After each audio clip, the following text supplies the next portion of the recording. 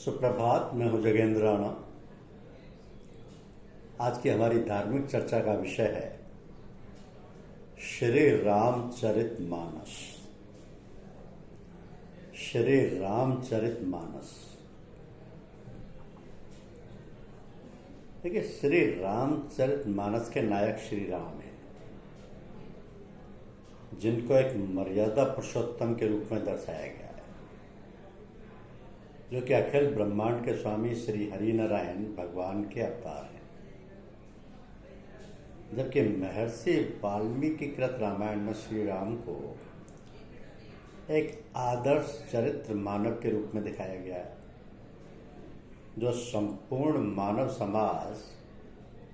को सिखाता है कि जीवन को किस प्रकार जिया जाए, भले उसमें कितने भी विघ्न हो। तो तुलसी के प्रभु राम सर्वशक्तिमान होते हुए भी मर्यादा पुरुषोत्तम है।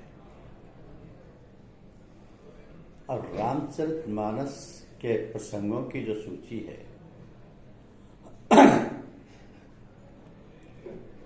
उसमें देखना होगा कि कहाँ क्या है,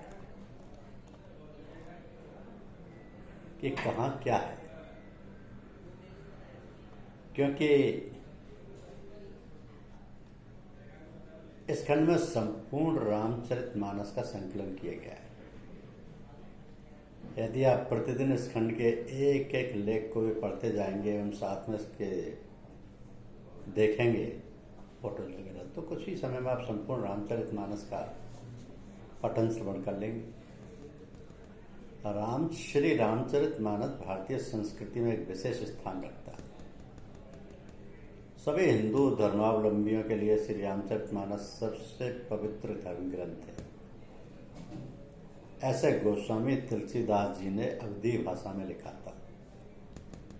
तो इस ग्रंथ को हिंदी साहित्य की एक महान कृति माना जाता है। मूल रामायण वाल्मीकि जी द्वारा संस्कृत में रचा गया था। मूल रामायण वाल्मीकि जी द्वारा संस्कृत में रचा गया था। गोस्वामी तुलसीदास जी द्वारा इसे प्रचलित अवधी भाषा में लिखा गया था। तो तुलसीदास जी द्वारा लिखे जाने के कारण ही इसे तुलसी रामायण या तुलसीकृत रामायण भी कहा जाता है। वाल्मीकि रामायण और श्री रामचरितमानस में कुछ अंतर भी है।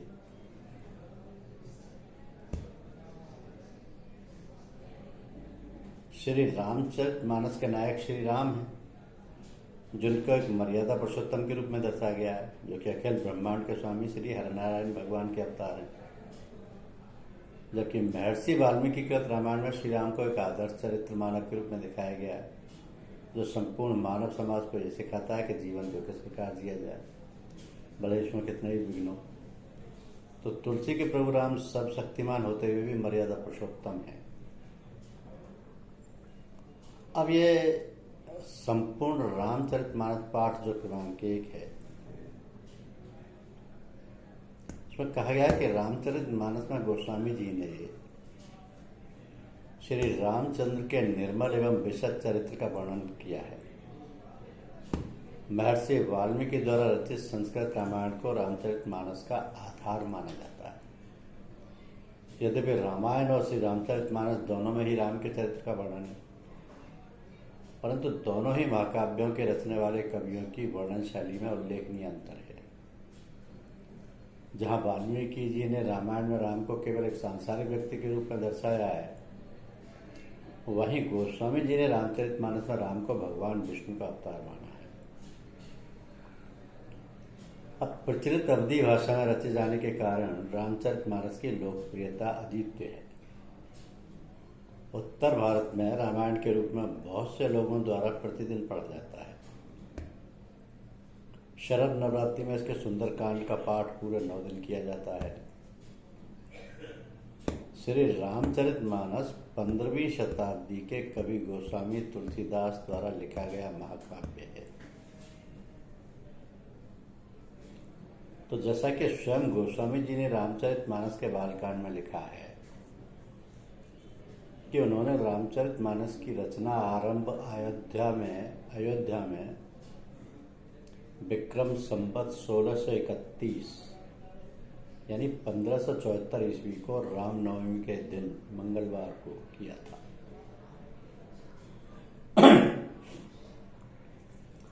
गीता प्रेस गोरखपुर के संपादक श्री हनुमान प्रसाद पोद्दार के अनुसार रामचरितमानस को लिखने में गोस्वामी तुलसीदास जी को 2 वर्ष 7 माह और 26 दिन का समय लगा था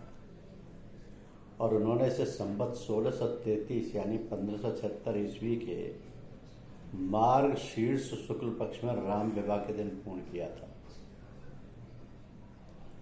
गोस्वामी जी ने श्री रामचरितमानस को 7 कांडों में विभाजित किया है। इन 7 कांडों के नाम हैं बालकांड, अयोध्या कांड, अरण्य कांड, किष्किंधा कांड, सुंदर कांड,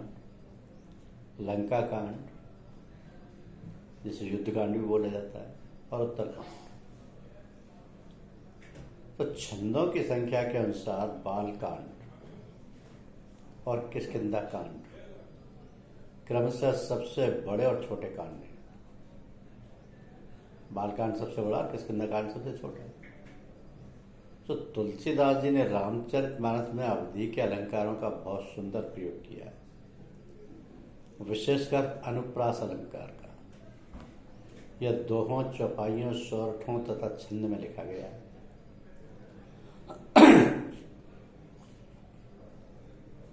अब प्रत्येक कांड में श्लोक, दोहा, सोरठा, छंद एवं चौपाइयों की संख्या इस तरीके से, जैसे बाल कांड में 7 श्लोक हैं, 341 दोहे हैं, 25 सोरठा हैं, 39 छंद और 358 चौपाई। इसी तरह अयोध्या कांड में 1 श्लोक है, 314 दोहे हैं, 13 सोरठा हैं, 13 छंद हैं और 326 चौपाई है। अरण्य कांड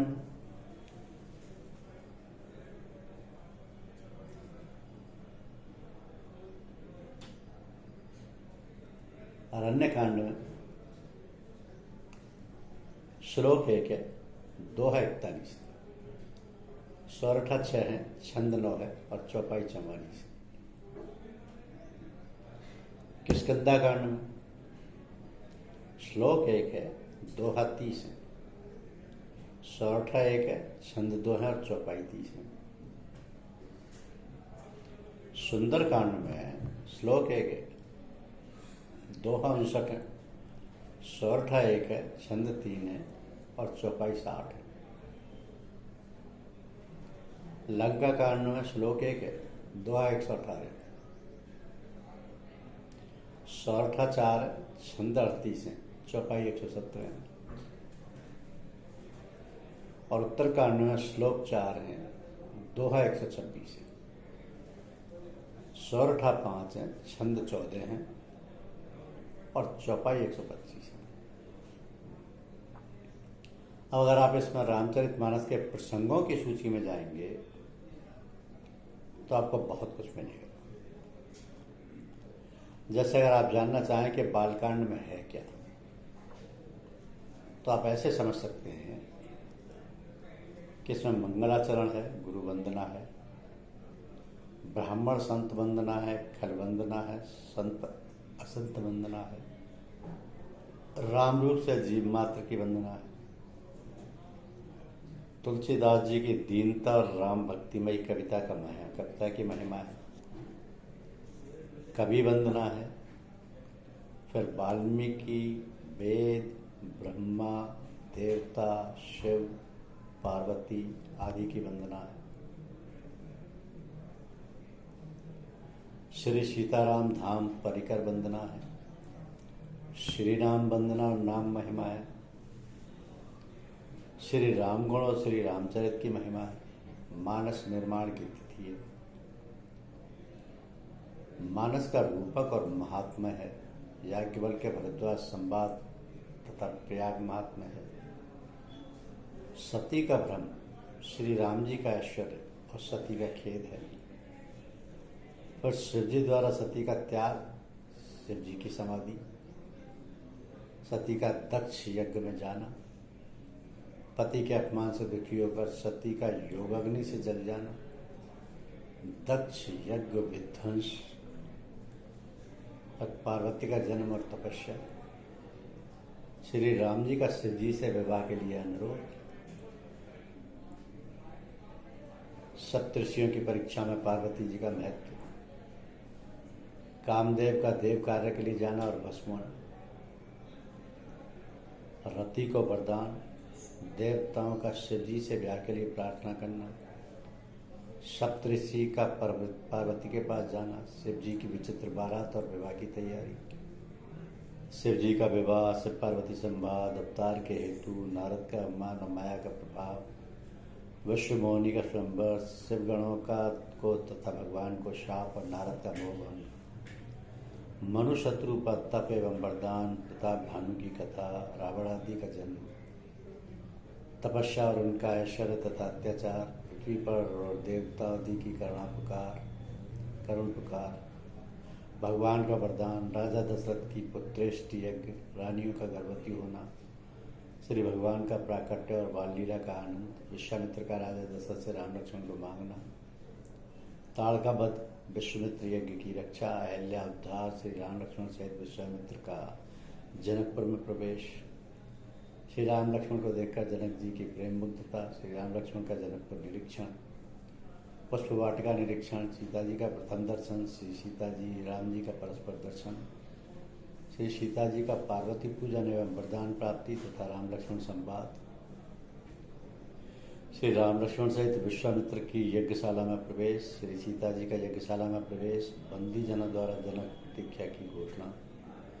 प्रतिज्ञा की, राजाओं से धनुष न उठना, जनक की निराशाजनक वाणी,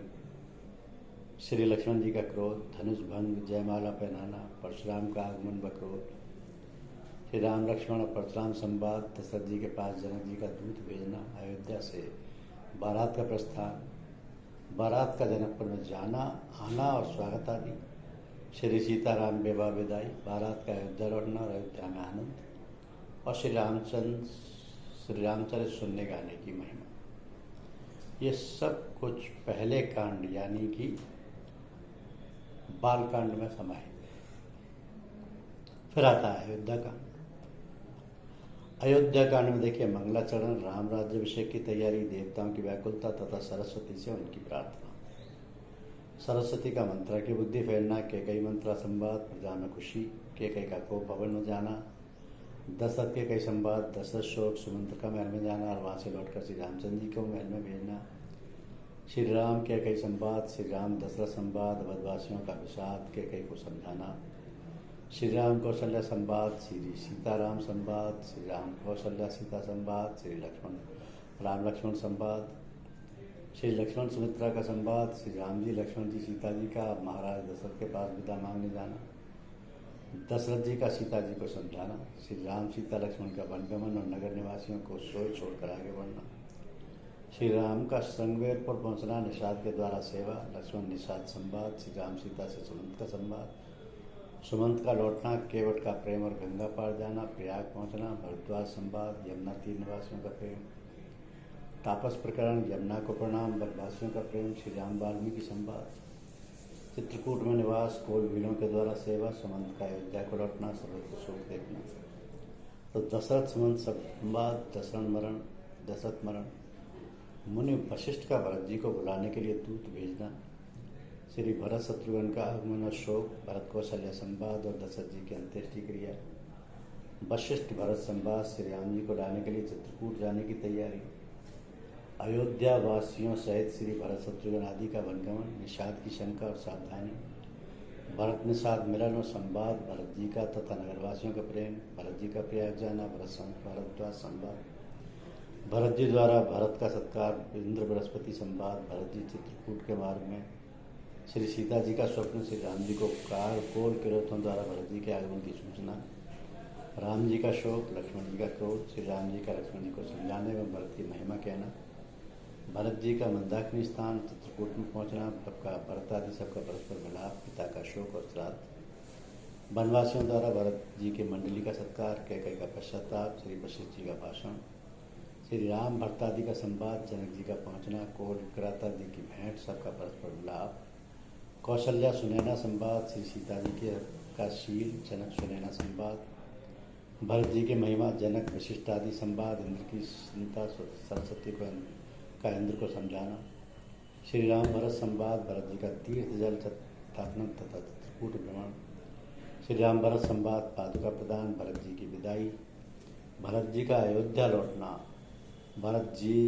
द्वारा पादुका का स्थापना, नंदीग्राम में निवास और श्री भरत जी के चरित्र से वर्णन की महिमा। यह इस कांड में दिया हुआ है। फिर तीसरा आता है अरण्यकांड। अरण्यकांड में मुख्य रूप से अगर देखा जाए तो जयंत की कुटिलता है, आत्ममिलन स्थिति है, श्री राम जी का आगे प्रस्थान है, विराट वध है, राक्षस वध की प्रतिज्ञा है, सुपर्णखा की कथा है, सुपर्णखा का रावण के निकट जाना, मारीच प्रसंग है, सीता हरण और श्री सीता विलाप, जटायु रावण युद्ध, श्री राम जी का विलाप, जटायु का प्रसंग, सभी पर कृपा, नारद राम संवाद और संतों के लक्ष्मणों सत्संग जन के लिए प्रेरणा। फिर आता है किष्किंधा कांड, जिसमें कि श्री राम जी से हनुमान जी का मिलना और श्री राम से सुग्रीव की मित्रता है, सुग्रीव का दुख सुनाना, बालीवध की प्रतिज्ञा, श्री राम जी का मित्र लक्ष्मण वर्णन, सुग्रीव का वैराग्य, बाली सुग्रीव युद्ध, बाली उद्धार, तारा का विलाप, वर्षा ऋतु वर्णन, शरद ऋतु वर्णन, श्री राम की सुग्रीव पर नाराजगी, लक्ष्मण जी का कोप, सुग्रीव राम संवाद और सीता जी की खोज के लिए बंदरों का प्रस्थान, गुफा में तपस्विनी के दर्शन, वानरों का समुद्र तट पर आना, संपाति से भेंट और बातचीत और समुद्र लांघने का परामर्श, जामवंत जी का हनुमान जी को बल याद दिलाकर उत्साहित करना। फिर आता सुंदरकांड। सुंदरकांड में हनुमान जी का लंका को प्रस्थान, सुरसा से भेंट, लंका वर्णन, लंकनी वध, लंका में प्रवेश, हनुमान विभीषण संवाद, हनुमान जी का अशोक वाटिका में सीता जी को देखकर दुखी होना, सीता त्रिजटा संवाद, सीता हनुमान संवाद, हनुमान जी द्वारा अशोक वाटिका विध्वंस, हनुमान रावण संवाद, लंका दहन, लंका जलाने के बाद हनुमान जी का सीता जी से विदा मांगना, समुद्र के इस पार आना, सबका लौटना, श्री राम जी के वानरों की सेना के साथ चलकर समुद्र पर पहुंचना, मंदोदरी रावण संवाद, रावण को विभीषण का समझाना, विभीषण का भगवान श्री राम जी की शरण के लिए प्रस्थान, समुद्र पार करने के लिए विचार, दूत का रावण को समझाना और लक्ष्मण जी को पत्र देना, समुद्र पर श्री राम जी का क्रोध और समुद्र की विनती। अब आते हैं लंका कांड पर। तो लंका कांड में नल नील द्वारा पुल बांधना, राम जी की सेना सहित समुद्र पार उतरना, रावण को मंदोदरी का समझाना, सुबेल पर श्री राम जी की झांकी, राम जी के बाण से रावण के मुकुट छत्रादि का गिरना, मंदोदरी का फिर रावण को समझाना, अंगद जी का लंका जाना, रावण को पुनः मंदोदरी को समझाना, अंगद राम संवाद, युद्ध की तैयारी, युद्ध आरंभ, माल्यवान का रावण को समझाना, लक्ष्मण मेघनाथ युद्ध, लक्ष्मण जी को शक्ति लगना, हनुमान जी को सुषेण वैद्य को लाना, भरत जी के बाण से हनुमान का मूर्छित होना, श्री राम जी की प्रलाप लीला, रावण का कुंभकर्ण को जगाना, कुंभकर्ण संवाद, कुंभकर्ण युद्ध और उसकी परंगति, मेघनाथ का युद्ध, राम जी की लीला से नागपाश में बांधना, मेघनाथ यज्ञ विध्वंस, रावण का युद्ध के लिए प्रस्थान, लक्ष्मण रावण युद्ध, रावण मूर्छा, रावण यज्ञ विध्वंस, राम रावण युद्ध, इंद्र का श्री राम जी के लिए रथ भेजना, रावण का विभीषण पर शक्ति छोड़ना, रावण हनुमान युद्ध, रावण का माया रचना, घोर युद्ध, रावण की मूर्छा, त्रिजटा सीता संवाद, रावण की मूर्छा टूटना, मंदोदरी विलाप, रावण की अंत्येष्टि क्रिया, विभीषण का राज्याभिषेक, हनुमान जी का सीता जी को कुशल सुनाना, देवताओं की स्थिति, इंद्र की अमृत वर्षा, विभीषण की प्रार्थना, श्री राम जी द्वारा भरत जी के प्रेम दशा का वर्णन, विभीषण का वस्त्राभूषण बरसाना और वानर भालुओं को उन्हें पहचानना, पुष्पक विमान पर चढ़कर श्री सीताराम जी का अवध के लिए प्रस्थान, श्री रामचरित्र की महिमा। और फिर आता उत्तरकांड। उत्तरकांड में भरत विवाह तथा भरत विरह तथा भरत हनुमान मिलन, अयोध्या में आनंद, श्री राम जी का स्वागत, भरत मिलाप, सबका मिलन, राम राज्य से वेद स्तुति, शिव स्तुति, वानर और निषाद की कटाई, विदाई, राम राज्य का वर्णन, पुत्रोत्पत्ति, अयोध्या जी की रमणीयता, संकादिका, आगमन और संवाद, हनुमान जी के द्वारा भरत जी का प्रश्न और श्री राम जी का उपदेश, श्री राम जी का प्रजा को उपदेश, श्री राम वशिष्ठ संवाद, नारद जी का अनास्तित्व करके ब्रह्मलोक को लौटना, शिव पार्वती संवाद, गरुड़ मोह, गरुड़ जी का काकभूषण की राम कथा और राम महिमा सुनना,